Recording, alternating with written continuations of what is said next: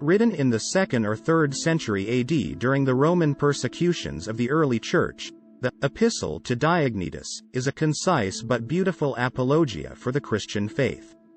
Addressed to the curious pagan Diognetus, the unknown author provides a clear and succinct explanation of what it means to follow Jesus, how Christians should be similar yet different from the pagans, and that there is no other life worth living.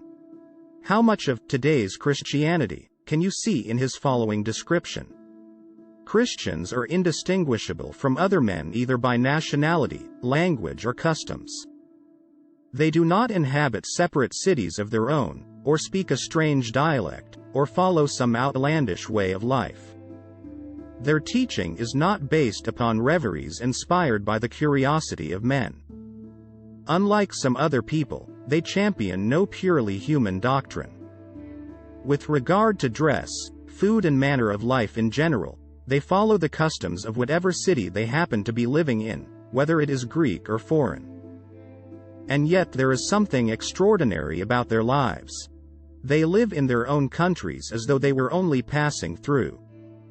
They play their full role as citizens, but labor under all the disabilities of aliens. Any country can be their homeland, but for them their homeland, wherever it may be, is a foreign country. Like others, they marry and have children, but they do not expose them. They share their meals, but not their wives.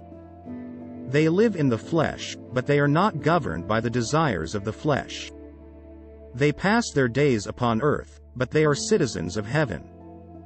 Obedient to the laws, they yet live on a level that transcends the law. Christians love all men, but all men persecute them. Condemned because they are not understood, they are put to death, but raised to life again. They live in poverty, but enrich many. They are totally destitute, but possess an abundance of everything. They suffer dishonor, but that is their glory. They are defamed, but vindicated. A blessing is their answer to abuse, deference their response to insult. For the good they do they receive the punishment of malefactors, but even then they rejoice, as though receiving the gift of life. They are attacked by the Jews as aliens, they are persecuted by the Greeks, yet no one can explain the reason for this hatred. To speak in general terms, we may say that the Christian is to the world what the soul is to the body. As the soul is present in every part of the body, while remaining distinct from it, so Christians are found in all the cities of the world, but cannot be identified with the world. As the visible body contains the invisible soul, so Christians are seen living in the world, but their religious life remains unseen. The body hates the soul and wars against it, not because any injury the soul has done it, but because of the restriction the soul places on its pleasures.